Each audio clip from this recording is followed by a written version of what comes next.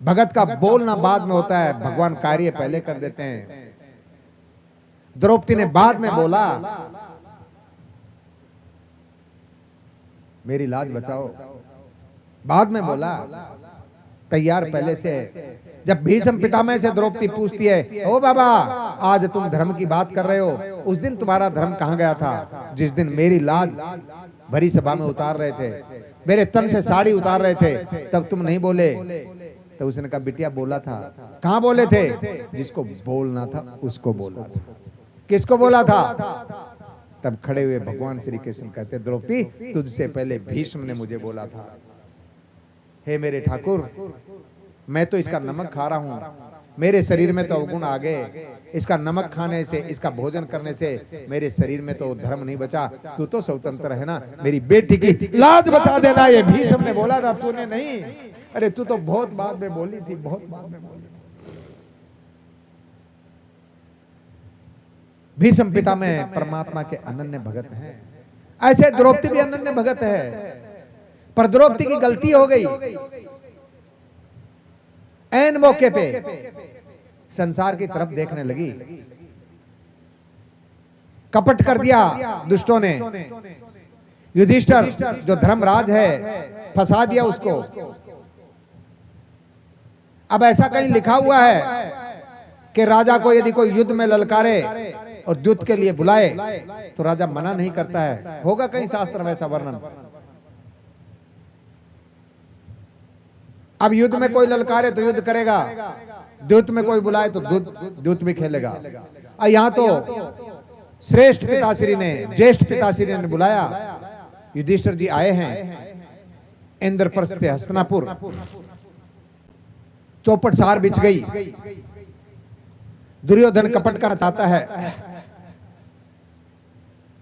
शकुनी ने समझा दिया, जुआ खेलेंगे, पर तू एक काम करना, तू ये कह देना पासे मेरी तरफ से मेरा मामा फेंकेगा, बस तू इतना काम करना, और तेरे पासे मुझे दे दे और मेरे पासे तू ले ले। दुर्योधन के पासे शकुनी ने ले लिए और शकुनी के पासे दुर्योधन को दे दिए, ये रख ले तू अपने पास। शकुनी जानता था, जब चौपट बिछा दी, बैठ गए पांडव भी और कौरव भी। और जब बात आई चलने की, तब दुर्योधन ने कहा मेरी तरफ से पासे मेरा मामा फेंकेगा। युधिष्ठिर जी आपको कोई आपत्ति है? युधिष्ठिर ने कहा कोई आपत्ति नहीं। क्यों? क्योंकि शकुनी ने युधिष्ठिर से कपट का जुआ पहले खेल लिया था। इंद्रप्रस्थ में शकुनी ने युधिष्ठिर के साथ में जुआ खेला और उस जुए में शकुनी हार गया, एक बारी नहीं कई बारी।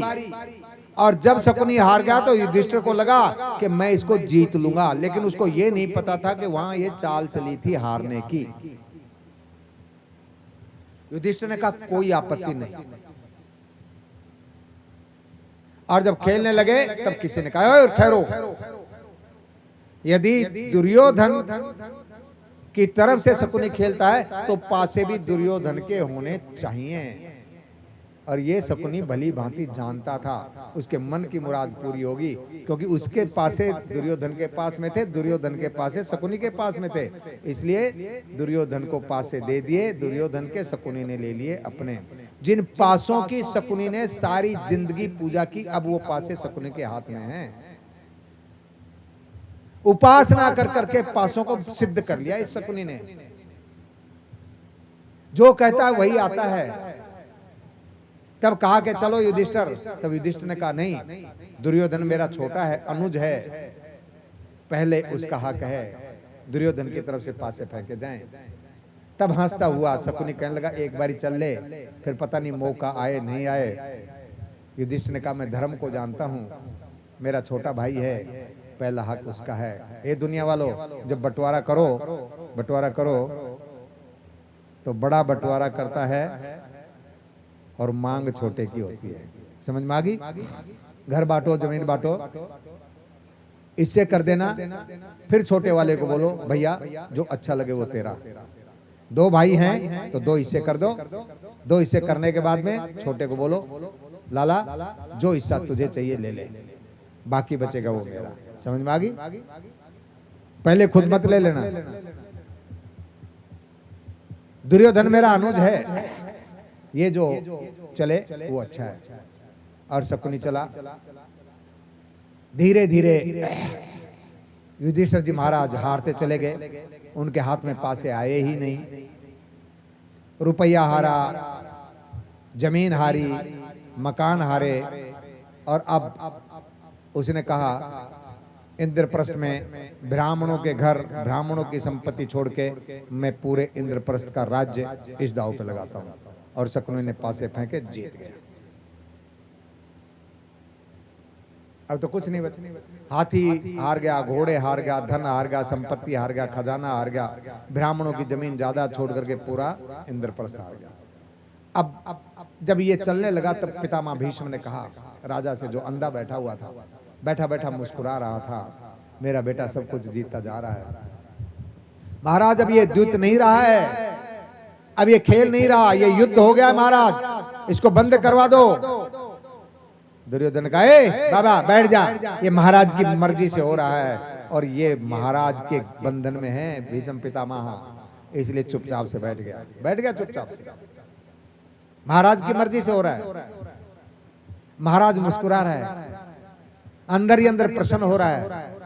मेरा बेटा जिद कर रहा था, अब तो मेरे बेटे की मनचाही हो रही है। अब तो तुम सब कुछ हार गए युधिष्ठिर। युधिष्ठिर ने कहा नहीं, अब ये है कौन? मैं अपने छोटे भाई नकुल को लगाता हूं। अरे ये कोई प्रॉपर्टी है? भाई को जुए पे लगा दिया। भाई बैठा हुआ वहीं पे, लेकिन भ्रात प्रेम देखो, भाई की सेवा देखो, भाई की श्रद्धा और भक्ति देखो। जुए के ऊपर लगा रहा है भाई अपने भाई को, और जुए पर लगने वाला भाई एक शब्द नहीं कह रहा उस भाई के प्रति कि तू जुआ खेल रहा, मुझे क्यों लगा रहा है? चुपचाप बैठा हुआ है।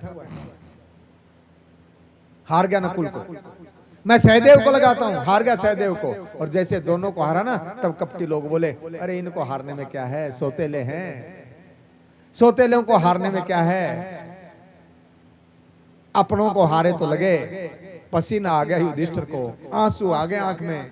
मैंने कभी नकुल सहदेव को सौतेला नहीं माना। मेरी माँ ने हमको शिक्षा दी थी, बेटा जब भी भोजन खाओ पहले नकुल और सहदेव को खिलाना, ये तुम्हारे अनुज हैं, इनको खिला के तब खाना। अरे आज ये कैसा शब्द कह दिया मेरे भाइयों के लिए, आज ऐसा शब्द कह दिया, भाइयों के बीच में जहर घोल रही है, सौतेला कह दिया मेरे भाइयों को।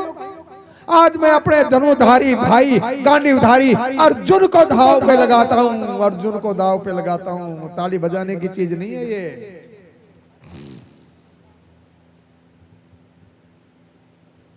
वो गांडीवधारी अर्जुन नीची गर्दन करके बैठा हुआ है, एक शब्द भाई से नहीं बोला, और ये दांव भी युधिष्ठिर हार गया।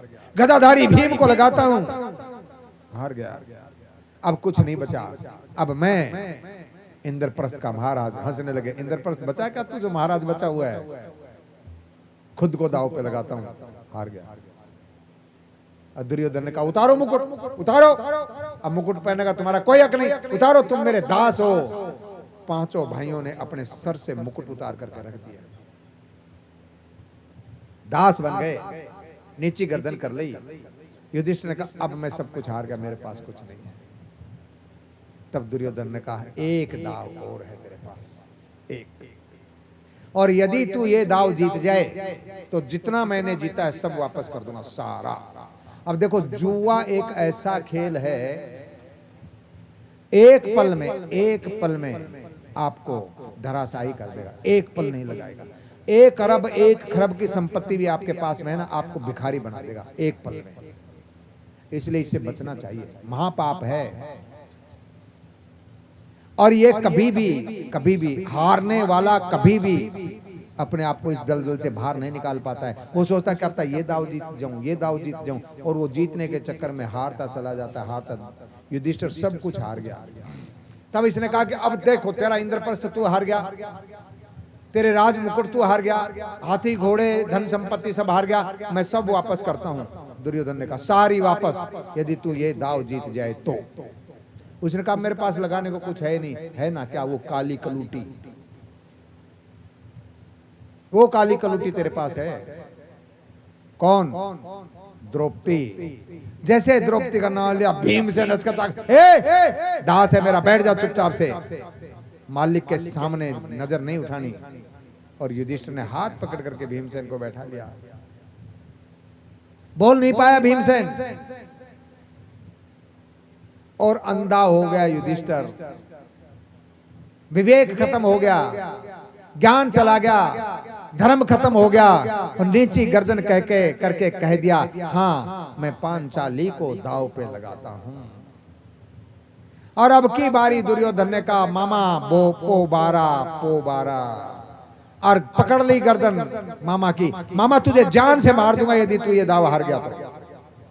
मामा ने कहा, भांजे जीतूंगा तो जब तू मुझे छोड़ेगा। मामा ये दाव मैं नहीं हारना चाहता हूं, ये दाव मुझे हर हाल में जीतना है। शकुनी ने कहा, सबर कर, जरूर जीतेगा। और ये नीची गर्दन करके बैठे हुए थे। पितामह भीष्म रो रहे थे, बोल नहीं पाए कुछ। और अब की बारी शकुनी ने अपने पासों को कहा, पासों एक बारी मेरा बेड़ा पार कर दो, तुम्हारी इतनी पूजा करिए, अब की बारी 12 ही आने चाहिए। और ऐसे ऐसे करके जब फेंके तो 12, और जब देखा तो 12 ही थे।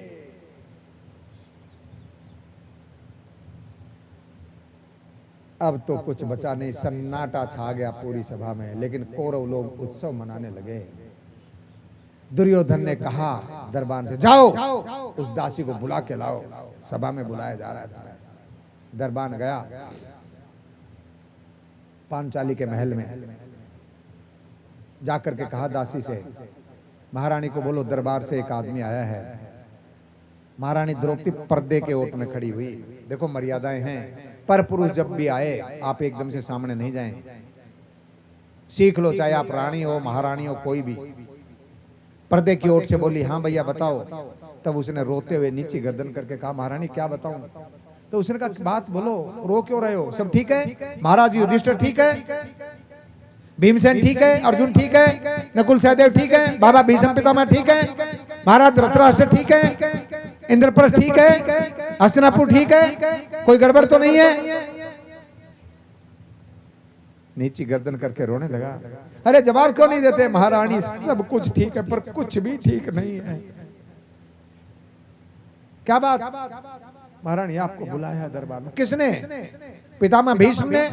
नहीं। महाराज युधिष्ठिर ने? नहीं। महाराज धृतराष्ट्र ने? नहीं। फिर दुर्योधन ने।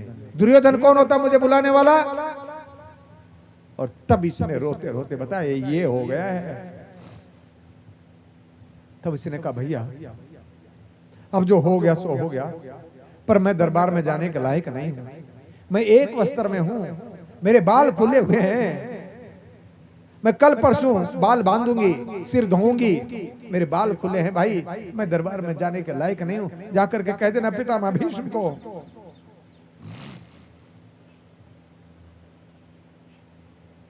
दरबान वापस आया और खाली हाथ दरबान को देख करके दुर्योधन का गुस्सा 7वें आसमान पे। अरे लाया नहीं उस नौकरानी को?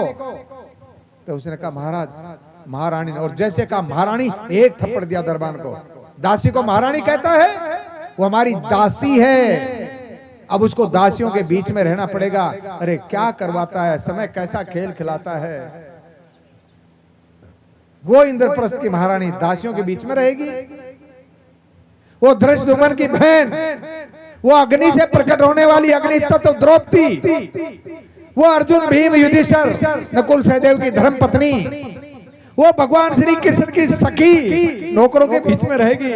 अरे समय तू कैसा खेल खिलाता है, कैसी विडंबना है तेरी, तेरी गति को कौन पहचाने। दुशासन तू जा, लाओ उस दासी को पकड़ के। और गया दुशासन, महल में बिना पूछे प्रवेश कर गया। जैसे प्रवेश किया द्रौपदी ने समझाया, हे दुशासन, महल में आने के लिए कुछ मर्यादाएं होती हैं, मैं तुम्हारी बड़ी भाभी हूँ, तुम्हारी माँ के समान हूँ, आज्ञा लेकर के महल में आना चाहिए था। तो उसने कहा, बड़ी भाभी दासी कहीं की, तू दासी है दासी, और दासियां मुंह नहीं लगा करती हैं, दासी आज्ञा का पालन करती है। चल मेरे भाई ने बुलाया है। द्रौपदी कहने लगी, दुशासन मैं एक वस्त्र में हूं, अभी मैं मां गंधारी से भी नहीं मिली हूं, मेरी स्थिति नहीं है यहां से बाहर जाने की। अरे मैं एक वस्त्र में हूं, मुझे मजबूर मत कर। और दुशासन कहां उसको पकड़ने के लिए भागा, द्रौपदी जान बचाने के लिए भागती है, लेकिन वो महाबली दुशासन जाकर के द्रौपदी के बाल पकड़ लेता है। खुले हुए बाल, हाथ डाला, गिर पड़ी, केसों में हाथ डाला, घसीटने लगा जैसे कोई बाघ बकरी को घसीटता है। रोने लगी द्रौपदी। अरे दुशासन तो मेरा देवर है, अरे मेरे ऊपर रहम कर, अरे मेरी लाज बचा। और चौखट में पैर फंसा दिया इसने। जैसे चौखट के पास आई, पैर फंसा दिया द्रौपदी ने, लेकिन उसने जैसे झटका दिया, कितनी ताकत लगाती, उसके पैर मुड़े और झट से नीचे गिरी। चौखट से घसीटता हुआ ला दरबार में ला करके डाला, ये ले दासी को मैं ले आया हूं। अरे द्रौपदी रोने लगी, अरे भगवान क्या कर दिया तूने मेरे साथ। पतियों को देखती है, पांचों पांडव नीचे गर्दन करके बैठे हुए, द्रौपदी से नजर नहीं मिला पा रहे हैं। उनको कहती है, अरे तुम हो, अरे तुम यहां बैठे हुए, मेरी ये दुर्दशा हो रही है। नहीं बोली। फिर बाबा भीष्म को बोलती है, हे कौरव कुल के पुरोधा, हे बाबा भीष्म, तुम तो इस कुल के सबसे वयोवृद्ध हो, तुम्हारे सामने तुम्हारी पोत बहू को इतना प्रताड़ित किया जा रहा है। तब दुर्योधन ने कहा, अरे दुशासन, प्रताड़ित नहीं, इसकी साड़ी उतार, इसको नंगी कर, नंगी करके मेरी जांग पे लाके बिठा, यहां बिठा।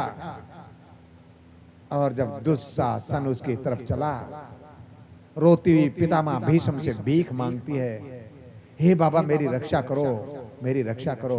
पितामह भीष्म सचमुच में बब्बर शेर हैं, लेकिन पिंजरे का बब्बर शेर है।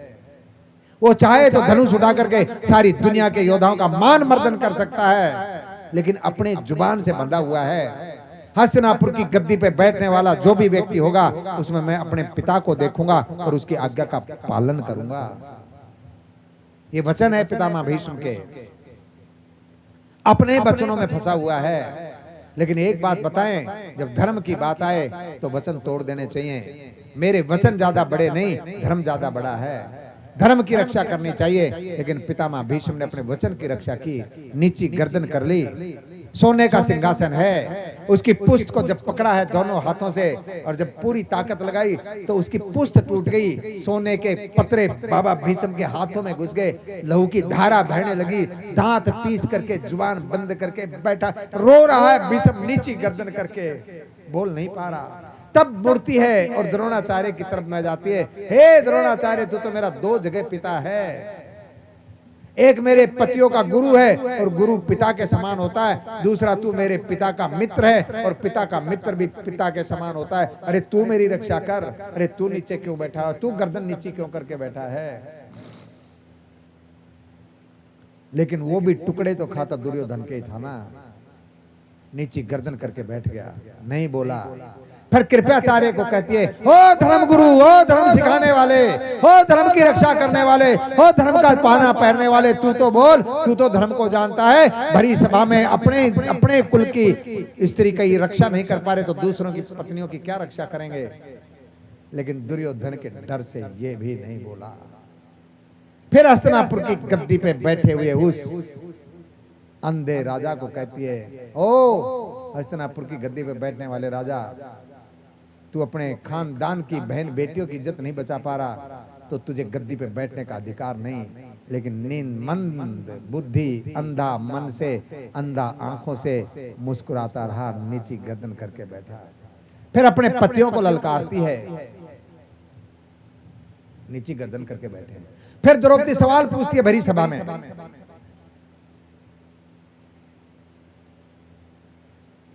कौन हारा जुए में? तो बताया कि पहले नकुल, सहदेव, अर्जुन, भीम, युधिष्ठिर। तब उसने पूछा, युधिष्ठिर जुए में हार गया था? हाँ। फिर जुए में हारे हुए को कौन हक है जो मुझे दांव पे लगाया? मुझे दांव पे लगाने का इसको हक कहां था? ये तो खुद हार चुका था, खुद दास बन गया था। तब ये इंद्रप्रस्थ की महारानी को दांव पे लगाने वाला बचा कौन? तब कर्ण ने पहली गलती करी जिंदगी की और उसने कहा, हे दुशासन, जो दुर्योधन कह रहा है वो कर। इसकी क्या इज्जत, क्या मान? वेश्याओं की कोई इज्जत होती है क्या? ये वेश्या है, वेश्या। ये कर्ण के शब्द निकल गए। पहली गलती हुई है कर्ण से, जिंदगी की पहली गलती। इसकी क्या इज्जत और क्या इसका मान, जो 5-5 के संग में रहती है? ये वेश्या है। उतार दे इसके कपड़े। और जब सब कुछ हो गया, सब कुछ, अब कोई नहीं बचा, कोई भी। द्रौपदी अपनी 5 मीटर की साड़ी को कस के पकड़े हुए, दांतों से दबाए हुए, और जब देख लिया पूरी सभा में, भरी सभा में, सबसे निवेदन कर लिया, कोई नहीं, तब इसने कहा, तब याद आया, तब याद आया, ले अब मैं भी अपनी रक्षा नहीं करूंगी, मैं भी अपनी लाज नहीं बचाऊंगी। दुशासन ने झटका दिया, हाथ से साड़ी छूट गई, ले उतार ले। और पुकार दिया, हे द्वारकाधीश, हे जगदाधार, हे परमपिता परमेश्वर, आज तेरी बहन नंगी हो रही है, आजा देखने के लिए आए तो। और रोती हुई कहने लगी, पुकारा है इसको।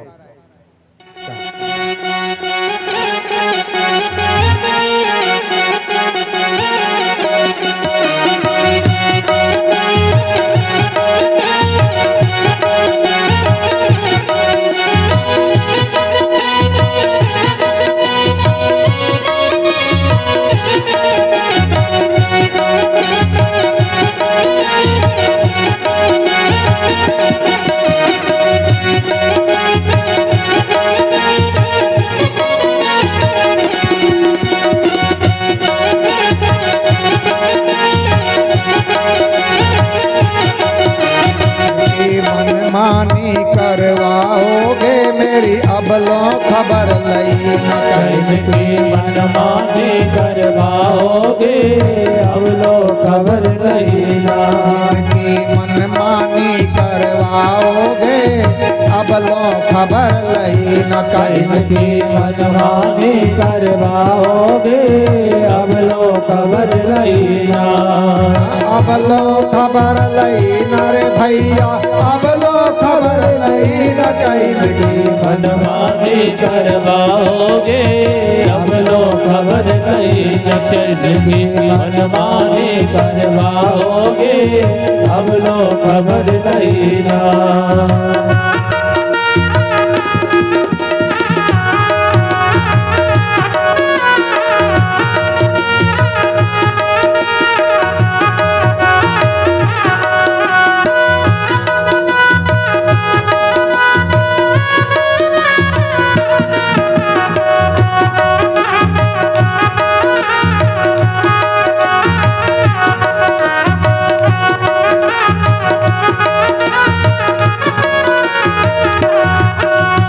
दुर्योधन के कहने से दुशासन खींचे साड़ी। दुर्योधन के कहने से दुशासन खींचे साड़ी। दुर्योधन के कहने से दुशासन खींचे साड़ी। दुर्योधन के कहने से दुशासन खींचे साड़ी। अबला के सिरोय रही मैं 5 पति की नारी का मुझको नंगी देखन आओगे अबलो खबर लई का मुझको नंगी देखन आओगे अबलो खबर लई ना। अबलो खबर लई नर भैया, अबलो खबर लई न कहीं। मनमानी करवाओगे अबलो खबर लई ना। मनमानी करवाओगे अबलो खबर लई ना।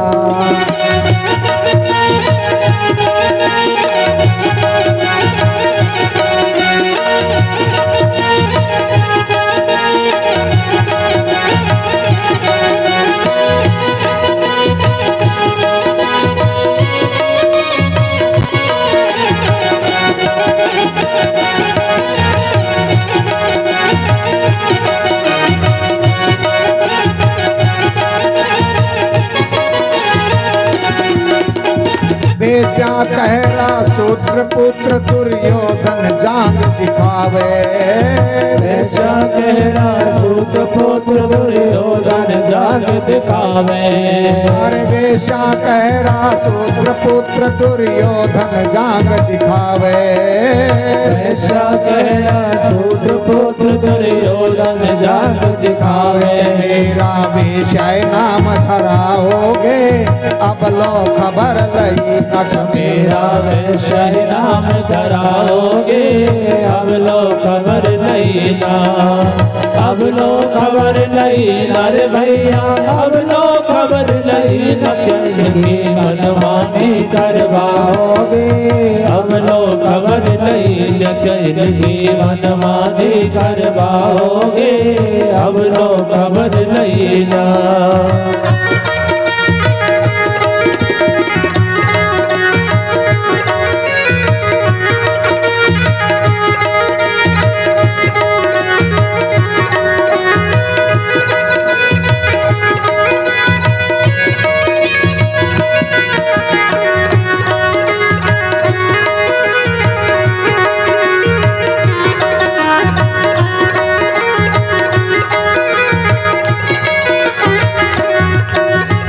नीची गर्दन करके बैठे भीष्म पिता बलधारी।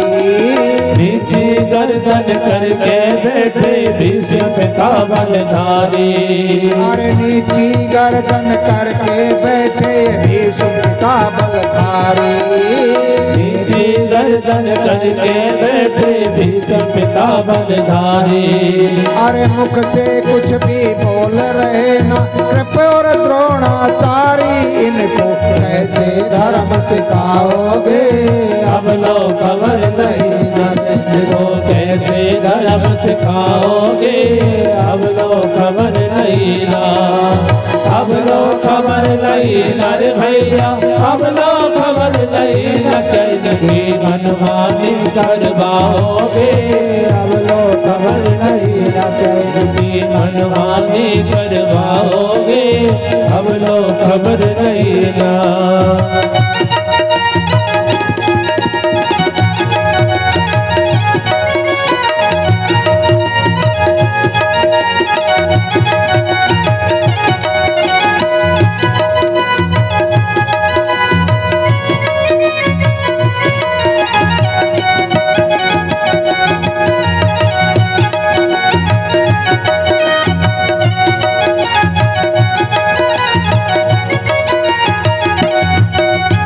नीची गर्दन करके बैठे धर्मराज बलधारी। नीची गर्दन करके बैठे धर्मराज बलधारी। मुख से कुछ भी बोल रहे ना भीमसेन गदाधारी। मुख से कुछ भी बोल रहे ना भीमसेन गदाधारी। मुख से कुछ भी बोल रहे ना अर्जुन गांडीवधारी। मुख से कुछ भी बोल रहे ना अर्जुन गांडीवधारी। इनको गीता ज्ञान सिखाओगे अब लो खबर लई न। इनको गीता ज्ञान सिखाओगे अब लो खबर लईना। अब लो खबर लईना रे भैया अब लो खबर लईना। की मनमानी करवाओगे अब लो खबर लईना। की मनमानी करवाओगे अब लो खबर लईना। की मनमानी करवाओगे अब लो खबर लईना। और इतना कह करके द्रौपदी ने अपनी साड़ी छोड़ दी। हे द्वारकाधीश आजा, सारी दुनिया देखे तू भी देख। तेरी बहन की इज्जत लुट रही है। भरी सभा में तेरी बहन को नंगा किया जा रहा है। और यहाँ तो बाप बैठा हुआ वो भी देख रहा है, दादा बैठा हुआ वो भी देख रहा है, ससुर बैठा हुआ वो भी देख रहा है, देवर जेठ बैठे हुए वो भी देख रहे हैं, और पति बैठे हैं वो भी देख रहे हैं। एक भाई की तो कमी है, तो तू भी आ जा, तू भी देख, भाई भी देखे, देख मुझे नंगी देख। छोड़ दिया साड़ी का पल्लू, ले देख। और दुर्योधन खींचने लगा, और जब खींचने लगा वो हजारों हाथियों का बल रखने वाला दुर्योधन साड़ी खींचता खींचता ढेर लग गया कौरवों की सभा में, लेकिन साड़ी नहीं खींच पाया। पसीना पसीना हाँपने लगा, गोडे झुका करके बैठ गया। फिर द्रौपदी की तरफ में देखने लगा, और जब द्रौपदी को देखा तो उसको दिखाई दिया ये कौन है? ये साड़ी है कि नारी है कि नारी ही की साड़ी है कि साड़ी ही की नारी है, नारी में ही साड़ी है कि साड़ी में ही नारी है, साड़ी है ना नारी है, नारी है ना साड़ी है, ये तो मौत हमारी है। मौत दिखाई देने लगी उसको, साक्षात मौत दिखाई दी। ना साड़ी है ना नारी है, ना नारी है ना साड़ी है, साड़ी ही की नारी है कि नारी ही की साड़ी है कि साड़ी में ही नारी है कि नारी में ही साड़ी है। भूल गया ये साड़ी है कि नारी है, खींचता खींचता थक गया, और जब देखा ध्यान से मौत दिखाई दी, ये तो मौत हमारी है, तो घुटने गाड़ करके आंख बंद करके बैठ गया। उतार साड़ी, भगवान का वस्त्र अवतार हो गया। बोलो बाके बिहारी लाल की जय। अरे कौन सा अवतार? अलौकिक लीला, अलौकिक लीला। ये लौकिक लीला है, अलौकिक लीला। 5 मीटर की साड़ी को वो महाबलशाली नहीं खींच पाया। खींच ले तू जितना खींचना चाहे। वस्त्र अवतार, भगवान का अवतार हो गया वस्त्र अवतार। भांति भांति के अवतार लेता है, आज वस्त्र का अवतार हुआ है। आओ कौन है मेरे सामने? और एक बारी द्रौपदी महारानी ने इनको उल्हाना दिया था, जंगल में जब चले गए थे 12 वर्ष के वनवास में। ये मुस्कुराते हुए जब गए ना, उल्हाना दिया। मुस्कुरा रहे हो कैसा हो? मेरी दुर्दशा पे मैंने करवाई तेरी दुर्दशा? ये तुम्हारे खानदान की रीत है, दुर्दशा तेरे खानदान वालों ने करी, तेरे खानदान वालों ने करवाई, मैंने करवाई?